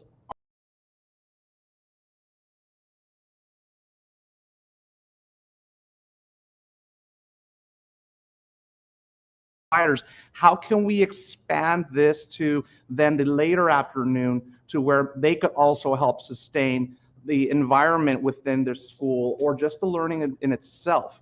I know we do have community providers that actually engage them in maybe robotics and things like that, like say Lego STEAM activities, but that's only for a short period of time. They come in as a rotating community partner, they're in and then they're out, and then we get the next community partner. But we want to build the capacity from within, so that way we also actually start to maybe entice even our afternoon team to, maybe they're also wanting to go into teaching. A lot of them are actually on their pathway to teaching. I have to say I'm very, very lucky to say we do have a former site coordinator from Engage 360 in the room as our year 2 teacher this year. So Jackie, thanks for joining. And I think Jackie's like kind of looking at me because, she's thinking, yeah, you know what? We are also teaching in the afternoon, and sometimes they're looking for new ways to actually get the kids engaged. I want to say if for those of you that are at Fremont, if there's anyone from Fremont watching, you do have your community garden at Salvador Park. For those of you who are maybe joining from Mitchell or somewhere there in the Adams community, you also have your community farm over at the Heritage Museum. We tried getting a partnership going on there with Godinez Fundamental some years ago, and we did actually start up a kind of urban gardening club there years back when I did work for the program. And so that's something that we're also looking at doing here with the partnership with UCI, is that focus on urban gardening. On top of that is with our partnership with the Santa Ana Zoo, which I'm very excited about because, when you were talking about field trips, I know that Ms. Herrera earlier mentioned it's not a field trip. This is a service learning project, or basically hands-on learning project, where we want to take the classroom outdoors. So number one, we're learning about it indoors. How do we take it outdoors for application? So the now what piece. So to a venue with purpose.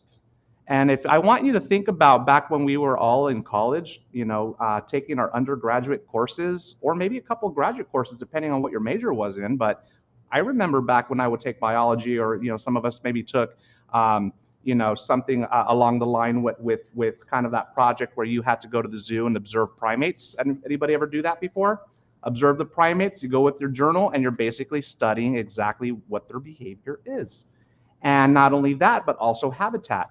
So again, when we're talking about the Santa Ana Zoo, we don't want to go in just with that lens of actually observing an animal, right? With life cycle, et cetera. It's also the habitat around them. So again, we did have a team that had a chance to join, Santa Ana Zoo team, and our teachers got a chance to, get their hands on a list of the plant species that they have there at the zoo, the different habitats, and also, just basically what they have to offer. And for those of you that are familiar with the Santa Ana Zoo, I'm not sure if you know where the barn is located there at the farm, that red barn in the back. For those of you that don't know this, they do have a classroom upstairs on the 2nd floor.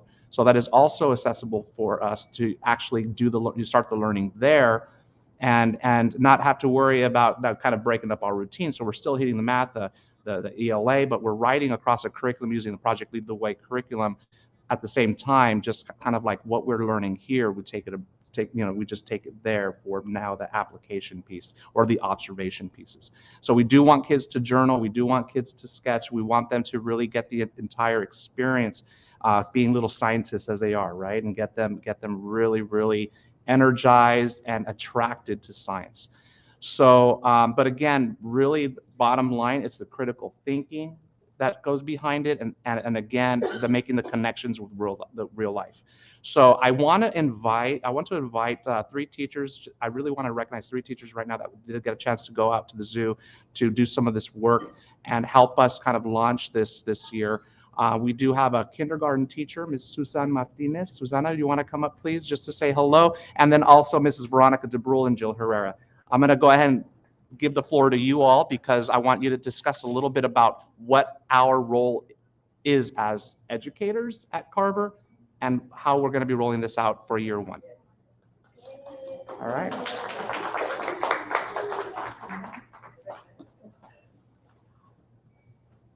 Okay, you have to be in front of the table. I don't think it's going. Oh, we're gonna go over here? Yeah, see? There's a. Yeah. So see that's what YouTube sees. Whoops, sorry.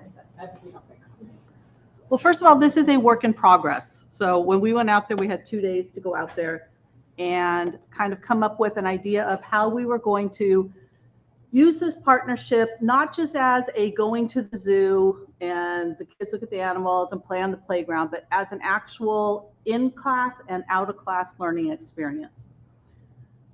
So it's like learning, using a learning space in your community, within the community. And they're very interested in starting with Santa Ana and then hopefully spreading to other communities and districts and things. And so we tried to plan lessons for the different grade levels to work cooperatively, the classes. And so for us, for Carver this year, we're encouraging that the whole grade level goes at once because the room can fit up to 80 students.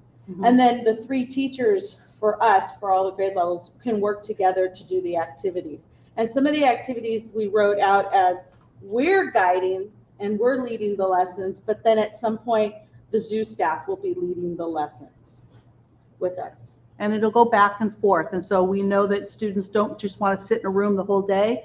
So they'll be starting out in the zoo, coming back into the classroom, going back out into the zoo, and looking for specific. Yeah, they're going to have a purpose. Things. They'll have a purpose to go out. So, You want me to go back? you want to do the thing? Down? Yeah, I guess we can scroll down. Oh, you do it. I'll do it. Oh, thank you. Well, we got Susanna. It's like, So please remember, we did this back in May, so it's a little like, you know. You're like, what? Okay. Okay, stop right there. Oh, I don't want to fit. There you go. More step ahead. I don't want to fit. That's okay. Okay. So each of the, this is kinder, but each of the lessons we started with a standard. We chose an NGSS standard. And a lot of them are life science standards because those are the easiest ones to adapt to the zoo environment. And so then we had an expectation. What is it we want the students to do? So for kindergarten, it's a lot of observation. Pattern is one of the cross-cutting things that you're working on a lot. And so they're looking for patterns of plants and animals, what they need to survive. We created some guiding questions that were based on the standards. We took them from the standards, and then we tried to align with a benchmark unit and with a project lead the way unit. So we kind of provided those the best we could. Now, if they didn't align exactly, we'll figure it out. And so most of the activities, like Jill said, sometimes you start with the zoo staff, sometimes you're starting with your teacher. It just depended, but we were trying to vary it, and we were really trying to be cognizant of the age level, how much time they're sitting and how much time they're walking. We were really trying to be cognizant of that. And so go ahead, Jill, talk about the activities. So for example, in kinder, we'd say the first activity might be that they would enter in, and the first activity would be a nature walk. Right? And that's addressing question 1, which was, Susanna, how do we know something is alive? Okay, so, and then the teacher would lead the class around the farm, and they would make observations and answer the question, how do we know that something is alive? How do we know that the sheep is alive? How do we know that the cow is alive? How do we know that these plants are alive? And then the teacher or adult leader will record what the students' responses are. And this is when they're out walking around. Then they go back into the classroom. And when I say back into the classroom, I mean in the classroom at the zoo. So then they all go back up into the classroom, and then on a whiteboard, now they're creating a circle map to record what the students' responses were during that nature walk. Can we go next? Oh, go ahead. No. Go up, Sus. Up, no, I'm sorry. Down. Down. I'm seeing it go up. Okay, good. Let's see. Features of an organism. Oh, okay. Then they talk about what are the features of a living organism. So in order for something to be alive, they have to have movement. They have to take some kind of nutrition. They have to eat. They have to have senses. They need to grow and change, have a life cycle. So those are all the kind of things that they're talking about. And if the students don't, notice that, you want to kind of point it out. And then they'll do a little cut and paste activity to demonstrate that understanding. And then they do a third activity, which is another nature walk. So you're still getting the opportunity to go around the zoo. It's just you're going out with a purpose. And then they'll come and talk about what they see in each habitat. And then you do have a lunch. And then in the amphitheater, there's an outdoor amphitheater where you will meet the zoo staff. And that's where they will lead the students in an activity, kind of reviewing what they learned in the morning. And then you still have time to go and explore and revisit the zoo. So there is playtime within the day because the kids need that. But there's also, like you said, we're trying to have them, either you're using this visit as an introduction to something you're going to be teaching, or you're using this as a culminating activity. It just depends when it happens. You know how scheduling field trips, it just depends. So then go down to 4th grade. So you see, obviously there's going to be a big difference between kinder and 3rd or 4th grade. So how often are these place-based lessons taking place? Is it one time? One day. But So, they're yeah. all classes rotate 3 times to the zoo. Every child gets 3 of these all-day things at the zoo. Yeah. Really well organized. Okay, so then 4th grade, we have different questions that we'd have in 4th grade. So those might be, how do the internal and external structures of the animals help them sense and interpret their environment? How do senses help animals survive, grow, and reproduce? It aligns with benchmark unit 3, and it also aligns with the Project Lead the Way structure and function. And so they would start off with a nature walk, going through the zoo, but with a purpose, and that they're reviewing, the teacher's reviewing the 5 senses. Nope, other way, there we go. That humans have, and then they ask the questions, what senses do animals have? And so they're looking for evidence. As they're doing their nature walk, they're looking for evidence of this. And the zoo, and in the lesson, you can't just go to any old part of the zoo to look for it.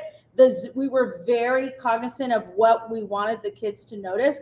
And the people that worked at the zoo, the coordinator, she picked the animals that would really show what the students needed to learn. So for this one, they're going to where the birds are. In the other one, we started at the farm. So you have to go where it says, yeah. And then the second activity, now they go back into the classroom. And then a zoo expert is sharing information about what are the similarities and differences between human senses and bird senses. Okay. So, and then they're working together to revise their claims. Okay. Yeah. So we wrote these activities, and when you're there, when we all go the first time, Carver, you're piloting, and you're really having to let us know what worked, what could you tweak. You know, everybody naturally does that, but we want the input because we want to give choices and we want to give ideas so teachers can really make it valuable. So really you're taking this as just, your outline. It's a framework. A framework, and you're adding or, saying this was a little difficult or this was really good, keep this, but we need the input. And so that's what you will be doing when you go to the zoo. Or the timing was totally off. Yeah. We needed longer for this activity, less time for this activity. Like we said, it's a work in progress. And so this first year is really a pilot for it. And especially this first time when we go for that first round, when we go in. And so that's kind of what we did in our couple of days that we had with the zoo, but it's a pretty exciting concept. I think the kids are really going to enjoy it.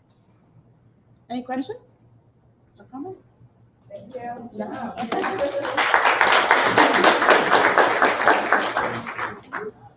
So I'm glad that we highlighted this is a pilot. So we're definitely starting up year 1 in our district as well as with the zoo. It's been, I think, over 20 years since they've had an educator there at the zoo itself. You'll know that the classrooms are also equipped, not just with the furniture, but also like say with the smart board, et cetera. But throughout this partnership, we'll work out and see what other equipment we could actually get over to that location, that venue. Again, this is actually the first partnership we've had with our district and the Santa Ana Zoo. They do want to expand in the future, like say with Tustin Unified, who actually they do use that facility quite often. However, this time with purpose. You know, a lot of times people go into the zoo, they're in and out and they're done in a half an hour. You know what I mean? It's like so again, it's because, okay, I'm done. We saw it all. And then the kids are running around. So just so you know that we've even talked about the little things such as the details. Can we play at the playground? I would say probably not, because you're mixing in with the public. So if for those of you that know where the amphitheater is at, it's the private section that is in the back with the little tiki kitchen station.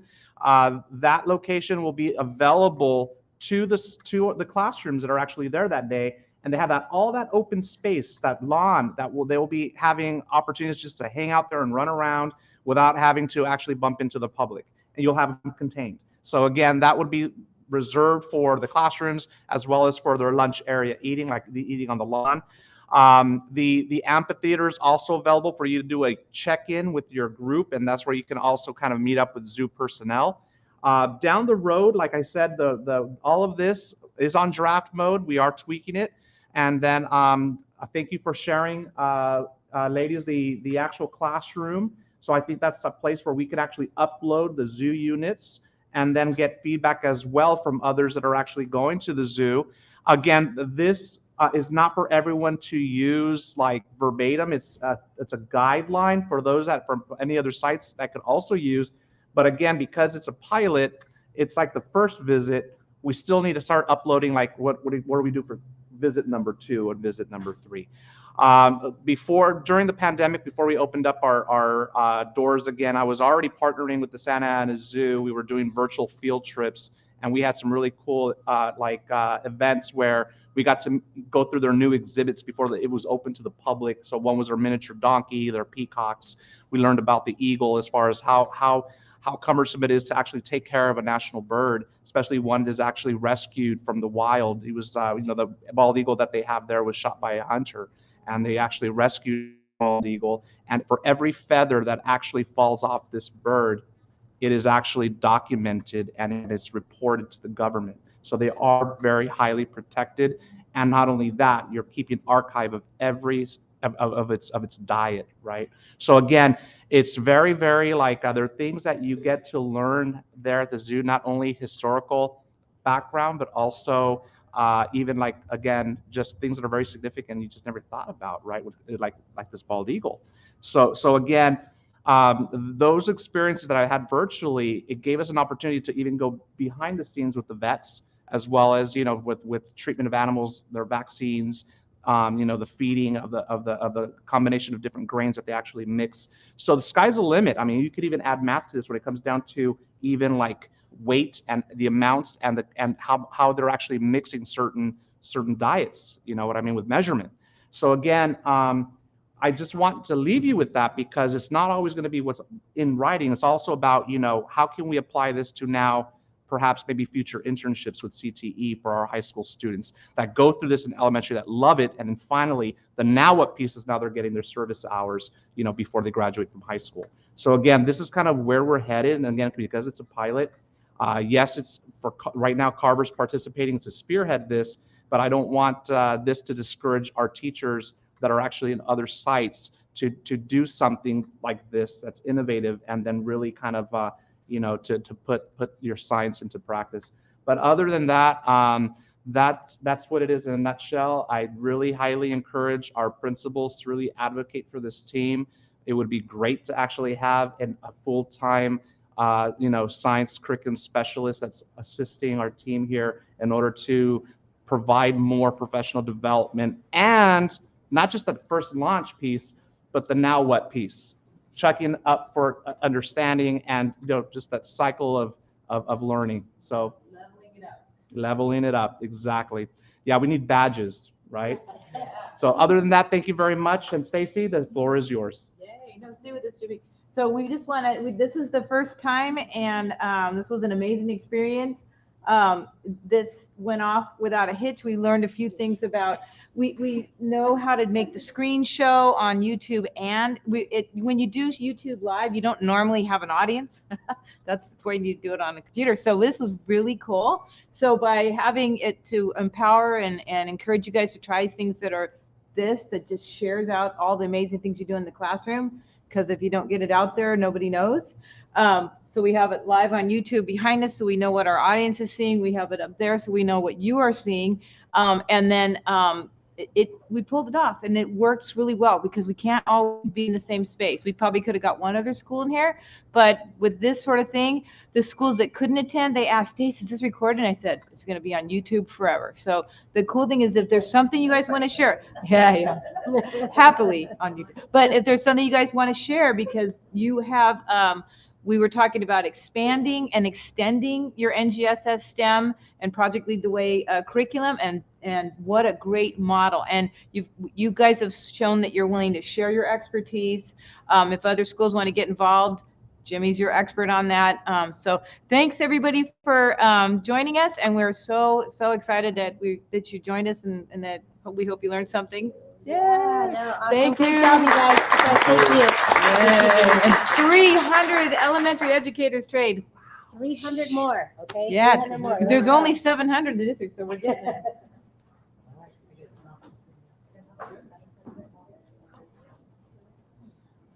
This, so you don't want to hit the whole time.